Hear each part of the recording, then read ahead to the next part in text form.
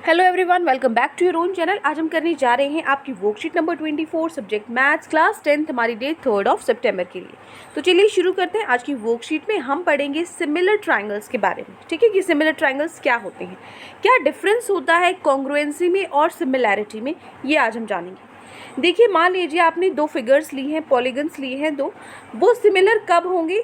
जब उन दोनों की शेप सेम होगी और बट दे मे और may not have same size. Size भले ही सेम ना हो लेकिन उनकी शेप सेम क्या होगी? सेम होगी। जैसे मैंने एक छोटा सर्कल ले लिया और एक बड़ा सर्कल ले लिया, तो ये क्या होंगे? ये सिमिलर होंगे। ठीक है ना। इनका साइज में तो ये छोटे बड़े हैं लेकिन शेप तो बिल्कुल सेम है ना, एक ही जैसे हैं दिखने में, तो ये क्या है? सिमिलर है। ठीक है। Following photos are similar but not same. यहाँ पे क्या है? ये क्या है? सिमिलर है फोटोज लेकिन सेम नहीं है। ठीक है। चलिए अब आगे देखो, कॉन्ग्रुएंसी क्या होती है। सिमिलर की बात तो समझ में आ गई कि शेप आपकी सेम होनी चाहिए, साइज से फ़र्क नहीं पड़ता। लेकिन अगर दो फिगर्स कॉन्ग्रुएंट होती हैं तो उनका साइज भी और शेप भी दोनों ही सेम होने चाहिए। एक सर्कल इतना है तो दूसरा सर्कल भी इतना ही होना चाहिए, तभी ये दोनों कॉन्ग्रुएंट होंगे। शेप साइज दोनों सेम।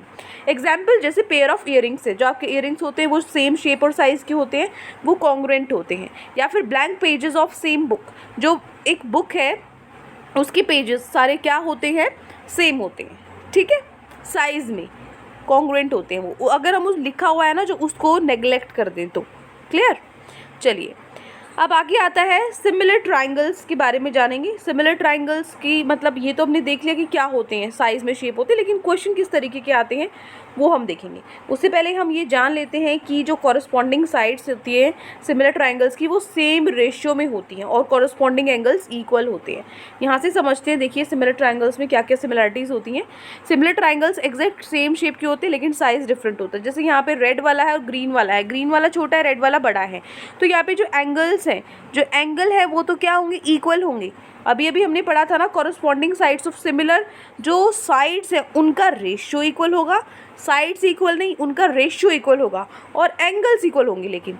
ठीक है। यहाँ पे जैसे आपका एंगल B75 है, इसमें एंगल E75 है।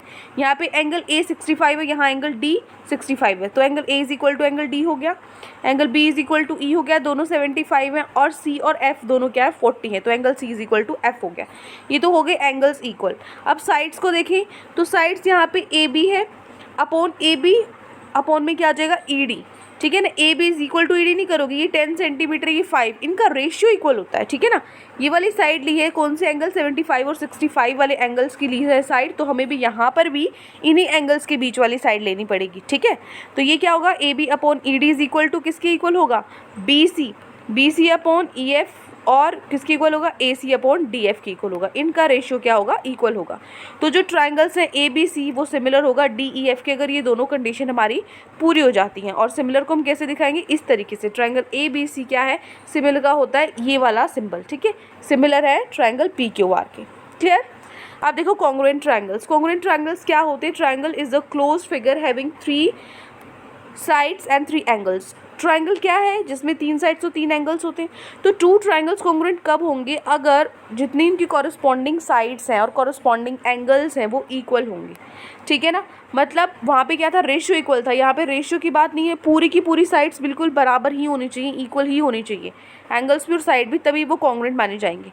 जैसे यहाँ पे एंगल A और D है, एंगल A और D इक्वल है, एंगल B और E इक्वल है, और एंगल C और F इक्वल है। ठीक है। ये तो एंगल्स की बात होगी। अब साइड्स भी इक्वल होनी चाहिए। एंगल जो आपकी साइड AB है वो इक्वल है ED के, जो BC है वो इक्वल है DF की, जो AC है वो इक्वल है EF के। ये साइड्स क्या है? हमारी इक्वल है।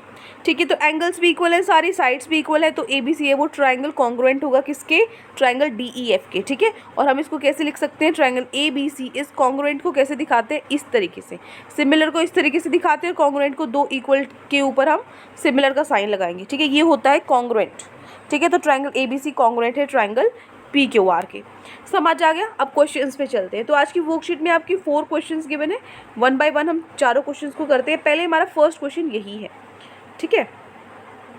क्या है first question? Which of the following are example of congruent triangles. Congruent triangles का एग्जाम्पल बताना है। इनमें से A, A B C D में से इनमें से बताओ कि कॉन्ग्रुएंट एंगल्स कौन सा है। पहले वाला देखो, कॉन्ग्रुएंट क्या होता है, सेम साइज सेम सिर्फ सब कुछ सेम होना चाहिए। जो हमारे दो पैर हैं ये रिफ्लेक्शन है, ठीक है ना, इस पैर की ये रिफ्लेक्शन है। रिफ्लेक्शन है मतलब सेम टू सेम। मान लीजिए मैंने अपने आप को शीशे में देखा, तो शीशे में पतली थोड़ी लगूंगी, जो मेरा साइज़ है वही शीशे में दिखेगा, तो सेम साइज़ होगा दोनों का, है ना। तो यहाँ पर भी क्या होगा, आपका रिफ्लेक्शन है इसकी, ये तो जो इस इधर पैर का साइज़ है वही सेम इधर होगा, शेप भी और साइज़ भी। इसका मतलब ये तो कॉन्ग्रुएंट है। आंसर क्या हो जाएगा, ए। यहाँ पे बटरफ्लाई को देखिए तो बटरफ्लाई सिमिलर है, ये दोनों सिमिलर है ये, लेकिन ये बड़ी है ये छोटी है, ये कॉन्ग्रुएंट नहीं है। कॉन्ग्रुएंट के लिए साइज़ भी सेम होना चाहिए। आगे ये भी क्या है, छोटे बड़े हैं, सिमिलर तो हैं लेकिन कॉन्ग्रुएंट नहीं है क्योंकि साइज़ सेम नहीं है। यहाँ पर भी ये छोटा है ये बड़ा है, सिमिलर है, एक जैसे दिखते हैं लेकिन कॉन्ग्रुएंट नहीं क्योंकि साइज़ बराबर नहीं है। तो आंसर क्या हो जाएगा, which of the following are examples of congruent figures. इन चारों में से कौन सा एग्जाम्पल है कॉन्ग्रुएंट का, तो ऑप्शन ए हमारा करेक्ट होगा। Answer is A option correct होगा, कॉन्ग्रुएंट होगा। ठीक है, चलिए नेक्स्ट क्वेश्चन पे चलते हैं। क्वेश्चन नंबर 2 है, identify the similar hexagons in the following. आपको क्या बोल रहा है ये, आइडेंटिफाई द सिमिलर हेक्सागन्स। यहाँ पे आपको ए बी सी डी हैं, इन चारों में से कौन से हेक्सागन होती है जिसके 6 साइड्स हैं, इन चारों में से कौन से हेक्सागन सेम है, सिमिलर है मतलब, ठीक है।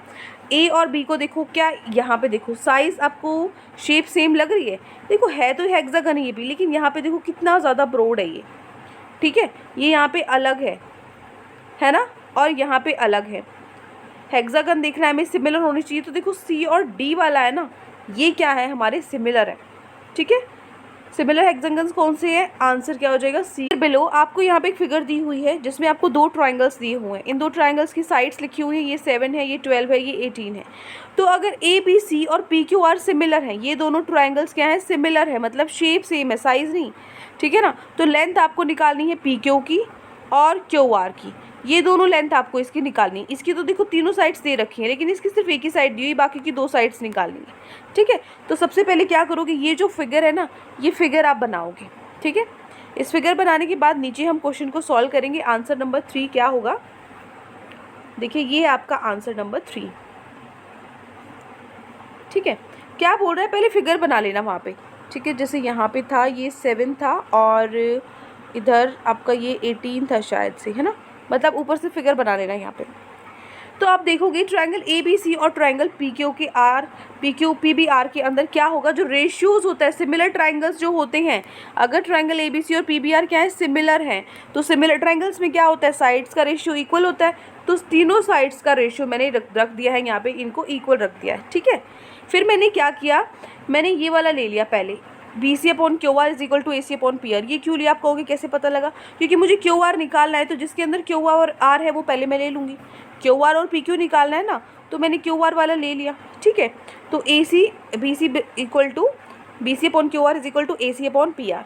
तो यहाँ पे जो बी सी है ना वो आपको क्वेश्चन में दे रखा है 10 है, ए सी भी आपको क्वेश्चन में दे रखा है 12 है, पी आर आपको दे रखा है क्वेश्चन में 18 है, ठीक है। तो यहाँ से जो क्यू आर है ना वो हमें फाइंड आउट करना है। कैसे फाइंड आउट करेंगे, इसको क्रॉस मल्टीप्लाई कर देंगे, ठीक है। इसको क्रॉस मल्टीप्लाई करेंगे यहाँ पे, तो 18 मल्टीप्लाई 10 एक साथ हो जाएगा और क्यू आर के साथ 12 चला जाएगा। 12 इसके साथ मल्टीप्लाई में है, इधर जाके नीचे डिवाइड में हो जाएगा। तो डिवाइड में होने के बाद इसको कट करो, मैं कट करके दिखा देती हूँ। ये जाता है 2 पे, ठीक है, सॉरी 5 से तो ये कटेगा नहीं, 6 से कट जाएगा। 6 आता है 12 की टेबल, सॉरी 2 की टेबल में 12 आता है 6 पे और 10 आता है 5 पे। फिर 6 की टेबल में 6 1 जा 6 और 6 3 जा 18 होता है। तो ऊपर क्या बचता है, ऊपर हमारा बचता है 5 × 3, तो 5 3 जा कितना होता है 15 होता है। तो क्यू आर क्या आ जाएगा हमारे पास 53 आ जाएगा, ठीक है। तो ये तो निकल गया क्यू आर। अब हमें पी क्यू भी निकालना है, तो चलिए पी क्यू भी निकाल लेते हैं। कैसे निकालेंगे पी क्यू, जो हमारे पास यहाँ रेशियो था ना, अगर आप ध्यान से देखोगे तो इस रेशियो में पहले हमने ये लिया था क्योंकि मुझे क्यू आर निकालना था, अब मुझे पी क्यू निकालना है ना, तो अब ये दोनों ले लूँगी मैं, ठीक है। तो A B upon P Q is equal to A C upon P R, ठीक है।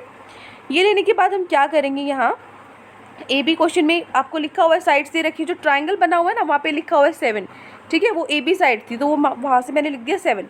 दूसरा फिगर था उसमें यहाँ पे ए सी आपको गिवन था, सॉरी पी आर आपको गिवन था 18, ठीक है। यहाँ से मैंने 18 लिख दिया और ए सी क्या गिवन थे 12 है, फिगर में ही लिखी हुई हैं साइड्स। तो मैं आपको कहोगे ये कहाँ से लिख रहे हो आप, ऊपर जो फिगर है उसमें लिखी हुई हैं साइड्स जो जो दी हुई हैं, ठीक है। तो यहाँ से अब इसको क्रॉस मल्टीप्लाई करेंगे, 7 × 18 और पी क्यू × 12। अब इसको सॉल्व करो, यहाँ से क्या हो जाएगा, क्यू यहाँ पे पी क्यू इधर 12 के साथ मल्टीप्लाई में है, तो 12 नीचे डिवाइड में चला जाएगा। आप इसको कट करो, 3 से कट कर सकती हूँ ना मैं, 6 पे जाता है और ये जाता है 4 पे, फिर ये जाता है 2 पे, ये जाता है 3 पे। तो ऊपर क्या हुआ, 7 3 21 बचता है, नीचे बचता है 2। 21/2 क्या होता है, पी की वैल्यू आ जाएगी 10.5। ये हमारा आंसर हो गया। ठीक है, तो ये हो गया हमारा क्वेश्चन नंबर 3 कंप्लीट। यहाँ से लेके ये है आपका क्वेश्चन नंबर 3 कंप्लीट। ठीक है, बस इतना सा क्वेश्चन। क्लियर? चलिए अब आगे चलते हैं हम क्वेश्चन नंबर 4 पे। क्वेश्चन नंबर 4 में आपको क्या करना है, fill in the blanks fill करने हैं कुछ। ये है आपका क्वेश्चन नंबर 4। ये फिल इन द ब्लैंक्स, ये 4 पार्ट्स हैं, ये आपको फिल करने हैं। तो चलिए क्वेश्चन नंबर 4 का आंसर देख लेते हैं। ये है आपका क्वेश्चन नंबर 4। तो इसमें आपको फिल इन द ब्लैंक्स पढ़ने हैं। पहला आपका है all circles are similar and the circle having same radii. और सारे सर्कल क्या होते हैं, सिमिलर होते हैं, है ना। और जितने सर्कल जिनकी रेडियस सेम होती है वो क्या होते हैं, वो तो कॉन्ग्रुएंट हो जाते हैं, वो तो उनका तो साइज भी सेम हो जाता है। तो क्या लिखोगे, circle having same radii are congruent, first का आंसर। ठीक है, नेक्स्ट है ऑल स्क्वायर्स आर डैश। जितने भी स्क्वायर्स होते हैं वो क्या होते हैं, और स्क्वायर्स आर सिमिलर, सिमिलर होते हैं। ठीक है ना, जैसे ये आपका एक स्क्वायर है और एक आपने बड़ा स्क्वायर ले लिया, दिखने में तो सेम है ना, स्क्वायर्स सिमिलर होंगे लेकिन साइज अलग अलग है, इसलिए कॉन्ग्रुएंट नहीं होंगे। तो क्या होंगे, सारे स्क्वायर सिमिलर होंगे। नेक्स्ट है all the dash triangles are similar. जितने भी ट्राइंगल्स हैं, मतलब जैसे ये वाला ट्राइंगल है, ये वाला ट्राइंगल है, जितने भी इक्विलेटरल ट्राइंगल होते हैं ना, वो क्या होते हैं, सिमिलर दिखते हैं। ठीक है, all the equilateral triangles are similar. Next है fourth question, give 2 different examples of the following. दो एग्जांपल्स आपको देना है। फर्स्ट है सिमिलर फिगर्स के एग्जांपल, तो जैसे सर्कल्स हो गए, स्क्वायर्स हो गए, बना के भी दिखा देना। सर्कल्स में एक छोटा सर्कल बनाना और एक बड़ा सर्कल बनाना, स्क्वायर में भी एक छोटा स्क्वायर बनाना, एक बड़ा स्क्वायर बनाना। ठीक है, ये बना के दिखा देना। ये हो गया सिमिलर फिगर्स का आंसर। अगला है congruent figures, pair of earrings. ठीक है, 2 सेम जैसे गोल गोल ईयरिंग्स बना देना, सेम साइज होना चाहिए लेकिन बिल्कुल। ठीक है, comma pages of same book, same book के पेजेस ऐसे 2 पेजेस ऐसे रेक्टेंगल बना दो सेम साइज़ के। ठीक है, तो ये हो गया आपका क्वेश्चन नंबर 4।